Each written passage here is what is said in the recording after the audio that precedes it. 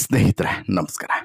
Challenging star Darshan ಮತ್ತು ಅವರ gang, ಈ ಇಡೀ ನಟೋರಿಯಸ್ ಗ್ಯಾಂಗು ಈಗ ಅರೆಸ್ಟ್ ಆಗಿ ಓವರಲ್ ಆಗಿ ಒಂದು 22 ದಿನ ಆಗಿದೆ.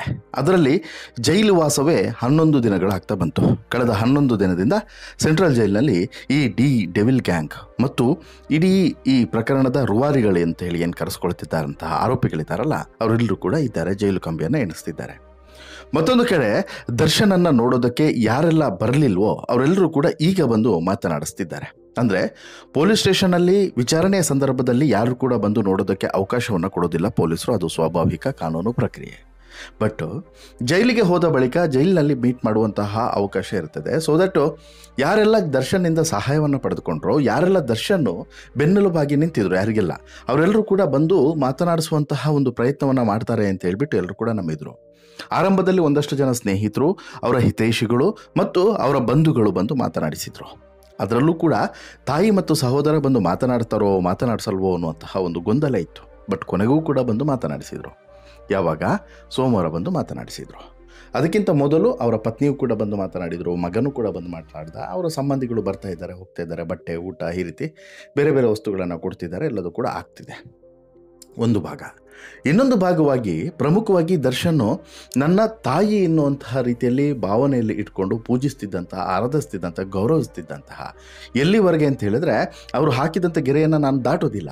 ಅವರು ಆ ಬಾವಿಗೆ ಹೋಗಿ ಹಾರು ಅಂತ ಹೇಳಿದ್ರೆ ಹೋಗಿ ಹಾರ್ತೀನಿ, ಅಷ್ಟರ ಮಟ್ಟಿಗೆ. ಒಂದು ವೇಳೆ ಯಮ ನನ್ನನ್ನು ಕರ್ಕೊಂಡು ಹೋಗಬೇಕು ಅಂತೇಳಿ ಬಂದ ಅಂತ ಹೇಳಿದ್ರೆ, ಒಂದು ನಿಮಿಷ ನಿಲ್ಲು, ನಮ್ಮ ಅಮ್ಮಂದು ಒಂದು ಕೆಲಸ ಇದೆ, ಅದನ್ನು ಫಿನಿಷ್ ಮಾಡಿ ಬರ್ತೀನಿ ಅಂತೇಳಿ ಹೇಳ್ತೀನಿ ಅಂತ ಹೇಳ್ಬಿಟ್ಟು ಡೈಲಾಗ್ಗಳನ್ನು ಹೊಡೆದಿದ್ದಂಥ ಇದೇ ದರ್ಶನ್ಗೆ ಕೊನೆಗೆ ಅವರ ಅಮ್ಮ, ಅದೇ ನನ್ನ ಮೊದಲ ಮಗ ಅಂತ ಹೇಳಿ ಕೂಡ ಹೇಳ್ತಿದ್ದಂತಹ ಸುಮಲತಾ ಅಂಬರೀಶ್ ಅವರು ಕೊಟ್ಟಂಥ ಕೊಡುಗೆ ಏನು ಅಂತೇಳಿ ಕೇಳಿದ್ರೆ ನೀವೆಲ್ಲರೂ ಕೂಡ ಈಗ ಶಾಕ್ ಆಗ್ತೀರಾ. ಬರೋಬ್ಬರಿ 22 ದಿನ ಆಯ್ತಲ್ವಾ ದರ್ಶನ್ ಈ ಪ್ರಕರಣದಲ್ಲಿ ಅರೆಸ್ಟ್ ಆಗಿ 22 ದಿನ ಆಯಿತು. ಹೋಗಲಿ, 11 ದಿನ ಇಟ್ಕೊಳ್ಳೋಣ. ಯಾವುದು? ಜೈಲಿಗೆ ಶಿಫ್ಟ್ ಆಗಿ 11 ದಿನ.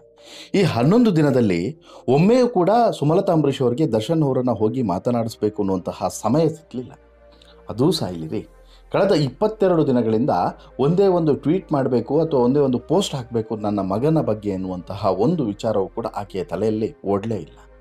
ಇನ್ನು ತಮ್ಮನ ಸರಿಸಮನಾಗಿದ್ದಂತಹ ಅಭಿಷೇಕ್ ಅಂಬರೀಷ್ಗೂ ಕೂಡ ಈ ವಿಚಾರದಲ್ಲಿ ಯೋಚನೆ ಬರಲಿಲ್ಲ.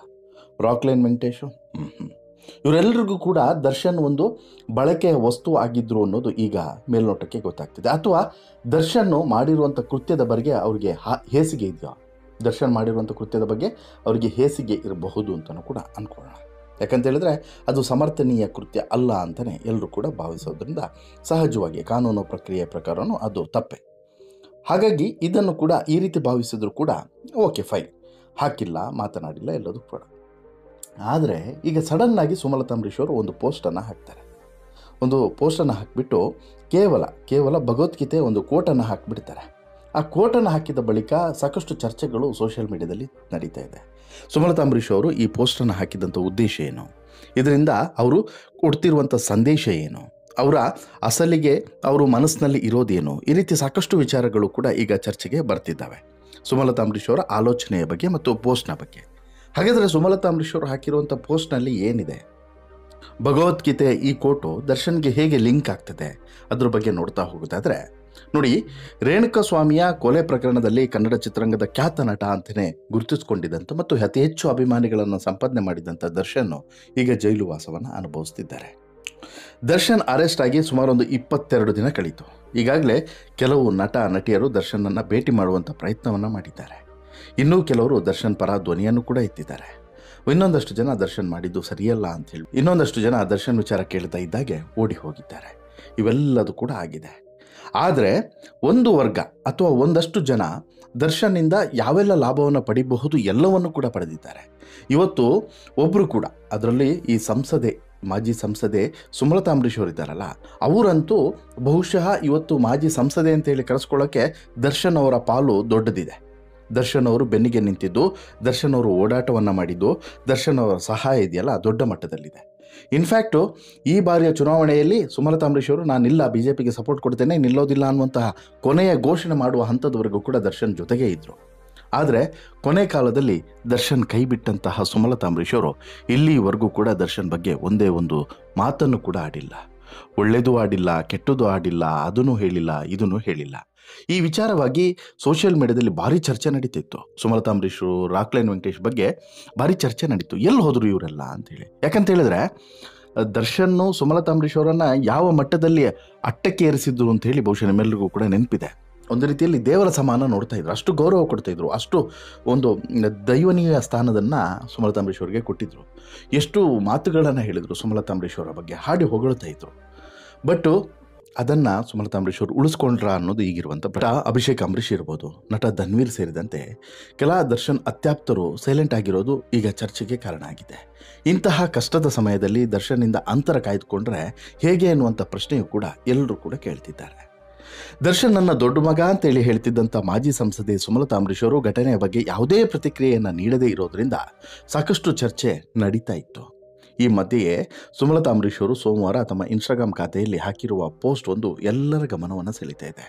ಇನ್ಫ್ಯಾಕ್ಟು ಅವತ್ತು ಹೆತ್ತ ತಾಯಿ, ಸೋಮವಾರನೇ ಹೆತ್ತ ತಾಯಿ, ಒಳ ಹುಟ್ಟಿದ ತಮ್ಮ ಇಬ್ಬರು ಕೂಡ ದರ್ಶನ್ ಅವರನ್ನು ಭೇಟಿ ಮಾಡ್ಕೊಂಡು ಬಂದಿದ್ರು.